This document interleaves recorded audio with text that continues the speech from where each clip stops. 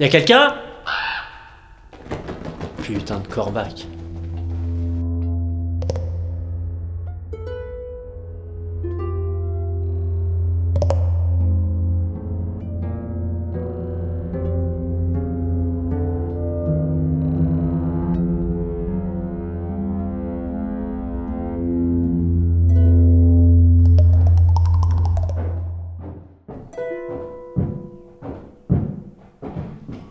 Ah, monsieur, vous ne devinerez jamais ce qui m'est arrivé.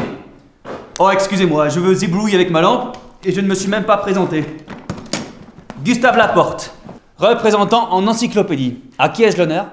Baron de la Tour de Saint-Vidal. Et ça m'intéresse pas là, votre honneur. Il faut absolument que je vous raconte ce qui m'est arrivé.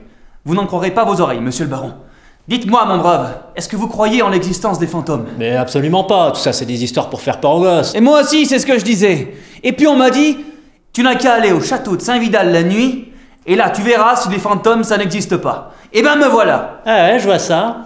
Écoutez, je suis le propriétaire de cette forteresse, je vis ici et j'ai jamais vu aucun fantôme, ni la nuit, ni le jour d'ailleurs. Attendez que je vous raconte mon histoire, monsieur le baron. Voilà, j'étais en train de monter dans une de vos tours. L'escalier était très sombre. Mais heureusement, j'avais ma lampe. Attendez, vous avez vu un fantôme sur une des tours? Ah non, non, aucun. Qu'est-ce que je vous disais? Non, mais j'ai entendu une sorte de croassement. Oui, c'est Edgar, c'est un corbeau qui vit ici lui aussi. Il est un peu con, il aime bien faire peur aux gens, mais c'est pas un fantôme du tout. Sauf que quand je me suis penché vers la fenêtre pour essayer de voir d'où ça venait, il m'a crié une deuxième fois dans l'oreille et ça m'a fait tomber. Psh, pam!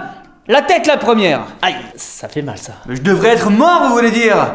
Une chute de plus de 10 mètres. La tête la première. Ouais, c'est vrai que vous avez particulièrement de la chance sur ce coup-là. Après, pour rien vous cacher, vous avez le teint un peu blafard clair. À mon avis, ça vaut le coup d'aller aux urgences. Je pense qu'ils ne peuvent plus rien pour moi maintenant. Un pansement au moins, ou peut-être un efferalgan si vous avez mal à la tête. Vous avez mal à la tête? Bah non, je ressens plus rien du tout, alors... Parce que là, quand même, vous êtes pas raté, hein. Vous vous sentez comment? Pas trop mal dans l'ensemble, mais quand même, je pense que je suis mort. Ah ouais? Ah là, je vous trouve peut-être un petit peu pessimiste. C'est rien, ça, c'est juste une égratignure. Mais qu'est-ce que... Oh, c'est vrai que vous avez le cerveau un petit peu ramolli. C'est peut-être un petit peu plus grave que ça en a l'air. Un tout petit peu plus grave? Mais je vous dis que je suis complètement mort! Je suis pas sûr. Après, pour savoir ce que vous pouvez faire, c'est remonter là-haut et ressauter la tête la première. Comment? Bah, oui, si j'ai bien compris, vous avez l'impression d'être devenu un fantôme. Moi, je pense juste que vous en êtes bien tiré. Toujours est-il que vous ne pourrez pas avoir autant de chance deux fois de suite. Donc, si vous ressautez du haut de la tour et que vous êtes toujours vivant une fois arrivé en bas, là, je veux bien reconsidérer la question et envisager que peut-être vous pourriez être un fantôme. Et vous pensez vraiment que c'est nécessaire? Bah, je vois pas comment faire autrement. Après, on peut toujours discuter de votre état pendant des heures, mais si on va en avoir le cœur net... Allez, vous êtes un fantôme, oui ou non?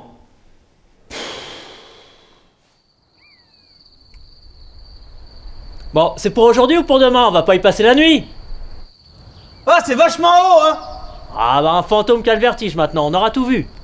Et puis il y a des orties devant vous, là! Mais vous avez qu'à sauter à côté, voyons, allez! Ça me fera moins lourd! J'arriverai plus vite en bas! Vous avez pas connu Newton, vous? Qui ça? Non, personne. Ah non, je connais pas, non. Vous savez, dans ce genre de situation, le mieux c'est de ne pas trop réfléchir. En même temps, vous n'avez pas l'air d'être le genre de personne à vous poser trop de questions, vous. Hein? Monsieur? Monsieur Laporte? Vous êtes un fantôme? Ah, j'en étais sûr. Ils m'énervent à chaque fois avec leur histoire de fantôme.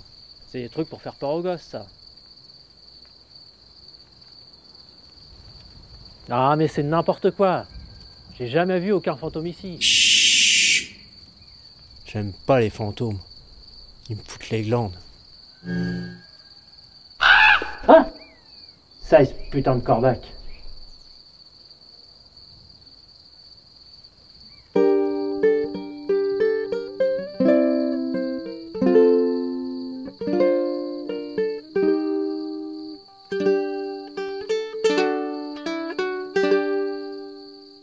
Ah, je le savais que j'étais un fantôme.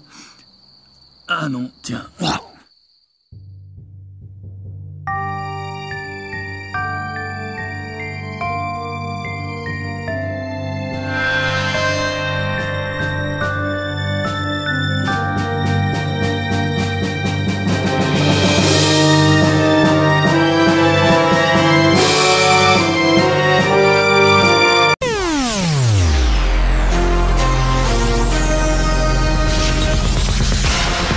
flash spécial de la rédaction.